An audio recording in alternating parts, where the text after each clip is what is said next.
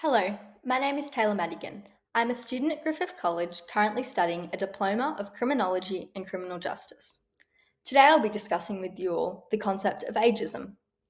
Within this presentation, I'll explain what exactly ageism is and what it entails, what the causes and effects of ageism are, what consequences follow as a result of ageism within Australian society, the effects ageism have inflicted within a criminological perspective, why age is such a significant component when it comes to the criminal justice system, and most importantly, why it is so significant for criminologists to understand ageism as a social construct. My thesis is honestly quite straightforward. Ageism operates structurally across an individual's lifespan and generates injustice and subtle mistreatment. Therefore, criminology is required to address age as a key factor as to how we measure wrongdoing, the ways in which we use theories to articulate the causes of crime, the reasoning for inflicting oppression, alongside the required responsive measures following criminal behaviour. When I'm discussing the term ageism, I'm referring to the concept of prejudice, discrimination, and preconceptions informed by an individual's age. This notion often occurs throughout one's life, whether it be from adolescence to more prominently those of an older stage of life development. Ageism functions throughout three core differential proportions: interpersonally, through our behaviours and beliefs; institutionally, through the regulations and routines implemented within institutions; alongside internalised by individuals' beliefs of oneself based on age and assumptions commonly in regards to one's capability or value.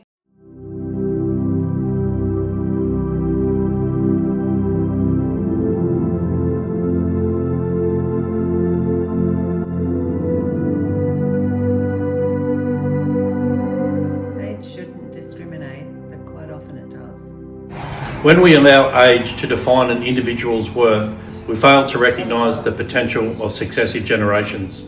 This failure denies communities the wisdom and experiences that should be valued, not discarded. Through ageism as a society, we weaken its very foundation, dismantling the strength and knowledge that each and every generation provides. To challenge ageism, we must recognise each and every stage of life to build a society where worth and respect are not defined by years, but more so through the values each individual contributes. We lost much of our savings during the global financial crisis, and now all these years later we're left without the security we once could have had. We were forced to give up our private health insurance, and now we have to depend on the public health system for our medical requirements. These challenges may have tested me, but they do not determine my worth. My body shows its age, but my mind does not. I am still capable, sharp and intelligent. From my personal perspective, I haven't really felt the impact of discrimination based on my age. I've been fortunate to maintain stable employment, good health and strong social connections. These factors have therefore protected me from the kinds of barriers others often face. However, I can now see more clearly throughout my life that ageism continues to affect others around me in ways that may not immediately be visible to myself, and highlights how privilege can shield some of us while leaving others more vulnerable to exclusion, disadvantage and harm. Throughout my day-to-day life, I have had individuals pursue me being capable of understanding how to use newly advanced technology, whether it's at the bank, on my phone or even at self-serve checkouts. Often they mean well, offering help before I've even had a chance to try. But underneath that is an assumption that age determines ability. It leaves me feeling as though my skills are being judged not on what I can do, but on how old I am.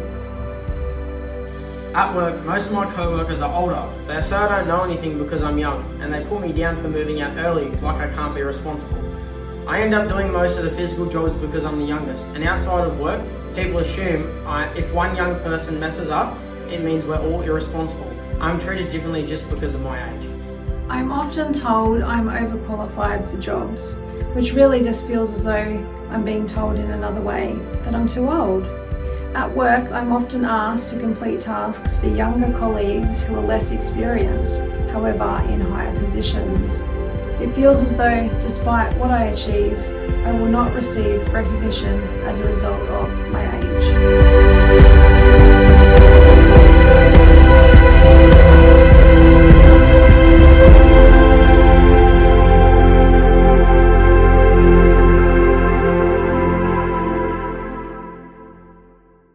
What fundamentally produces ageism within society?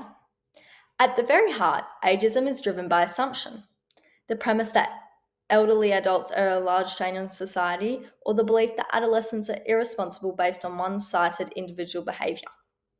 Consolidated through institutional frameworks like employment regulations, where one particular age bracket is prioritised over another, such stereotypes as a whole therefore lead to a repetitive, vicious cycle in which marginalisation becomes conventionalised.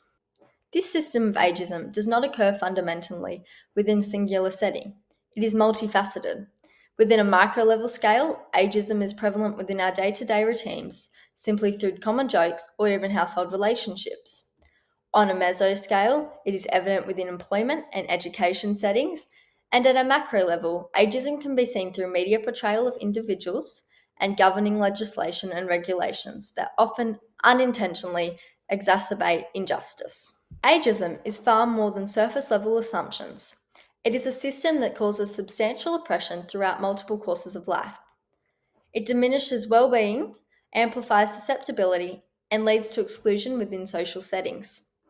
Minimising personal development, lowering accessibility to medical assistance, and configuring the ideology behind what individual is deemed to be truthful and processes following treatment when it comes to justice. Such events are by no means isolated and are in fact collectively sustaining unequal normalities throughout society. Consequences of repetitive age-based discrimination impacts criminology substantively. Adults who are older in age often are considered insufficient witnesses, therefore frequently overlooked. This constitutes to criminal behaviour being difficult to pursue legal action. On the other hand, young adults are typically categorised as negligent and destructive, which results in more excessive law enforcement outcomes. Such distortions misrepresent final results of justice, and these belief systems are deeply ingrained within such legal frameworks. Ageism as a whole is considerably apparent when it comes to judicial decisions,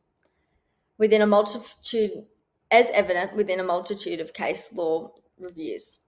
Key findings find that the courts frequently minimise sentencing outcomes as a result of health conditions and vulnerability of age as principal elements despite the severity of the crime. This clearly exemplifies the ways through which justice is served with considerations of an individual's age.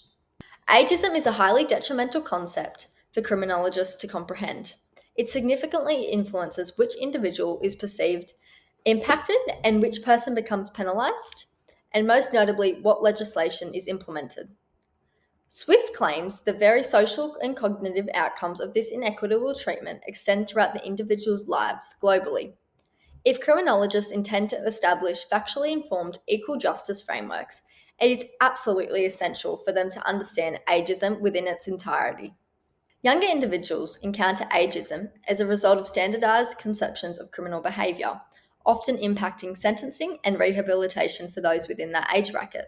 Employees who are considered to be midway through their life frequently encounter concealed forms of ageism within their workplace.